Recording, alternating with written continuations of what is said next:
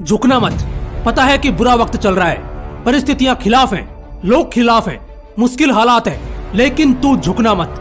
चाहे पूरी दुनिया नीचा दिखाने लग जाए, टांगे खींचने लग जाए, लेकिन तू झुकना मत।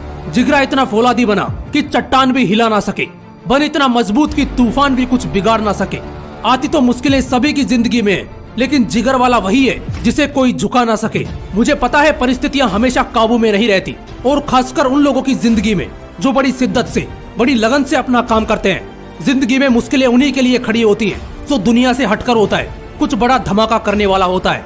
इसके एग्जाम्पल्स की अगर बात करने लग जाऊं तो शायद शाम निकल जाए। आज देश की लड़कियां लड़कों से बेहतर कर रही हैं। सानिया नेहवाल और पीटी ऊषा जैसे ढेरों उदाहरण मौजूद हैं। एक वक्त था जब पढ़ाई के क्षेत्रों में लड़कियों की सख्त मनाही थी। समाज लड़कियों को बस चूल्हे पर देखना चाहता था, लेकिन एक ऐसा इंसान था जिसने अकेले पूरी दुनिया के इस फैसले का विरोध किया। उन्होंने पहले खुद की पत्नी को पढ़ाया और फिर उनकी पत्नी ने लड़कियों को पढ़ाने की ठानी। साथ ही दुनिया के फैसले को चुनौती देने का निश्चय किया। वो महान आत्माएं जिन्होंने ये कदम उठाया था, उनका नाम था ज्योतिराव फूले और सावित्रीबाई फूले। कहते हैं कि सावित्रीबाई फूले ने खुद का स्कूल खोला जो सिर्फ लड़कियों के लिए होता था, और जब वो सुबह उस विद्यालय में पढ़ाने जाती थी तो लोग उन पर कीचड़ और पत्थर फेंकते थे। कई बार उनके घरों को तोड़ दिया गया, उन पर जानलेवा हमला तक किया गया। दुनिया ने उनके हिम्मत को झुकाने की बहुत कोशिशें की, लेकिन वो झुकी नहीं, और आज के समय में उन्हें देवी की तरह पूजा जाता है। दोस्तों, जिसने इतिहास में अपना नाम दर्ज करवाया है ना, उसने बिना हिम्मत के कुछ नहीं किया।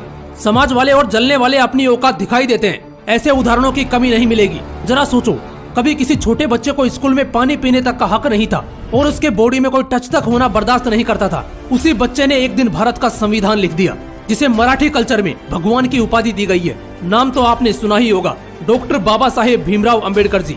आज के जनरेशन में ऐसे जिगर वाले बहुत कम पैदा होते हैं, लेकिन जब होते हैं तो अकेले लाखों के बराबर होते हैं। ये दुनिया तुम्हें हर मोड़ पर झुकाना चाहेगी, अपने जैसा बनाना चाहेगी, लेकिन अगर तुम डर गए, इनके सामने झुक गए, तो पूरी जिंदगी बुज़दिल की तरह जियोगे।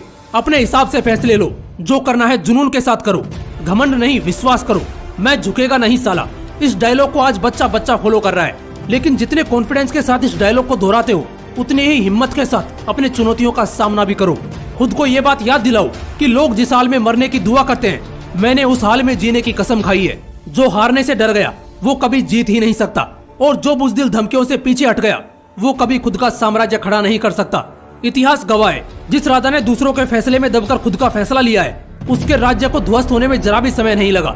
एक बात को अपने जहन में बिठा लो, चाहे परिस्थिति कैसी भी आ जाए, झुकना मत, क्योंकि जब कदम थक जाते हैं तब हौसला साथ देता है, जब सब मुंह फेर लेते हैं तब खुदा साथ देता है। अपने डर को अपने रास्ते का कांटा मत बनने दो।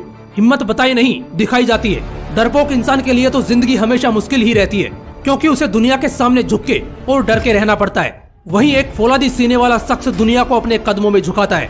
छत्रपति शिवाजी महाराज के बारे में पढ़ोगे तो पता चलेगा कि उनके बेटे संभाजी महाराज 10 वर्ष की उम्र में शेर तक से लड़ जाते थे। वो 14 वर्ष की उम्र में अपने राज्य के सेनापति थे, जिससे बड़े बड़े शासक भी खौफ खाते थे।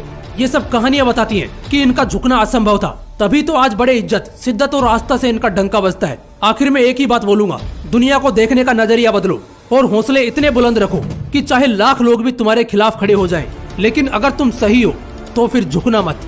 जय हिंद, वंदे मातरम।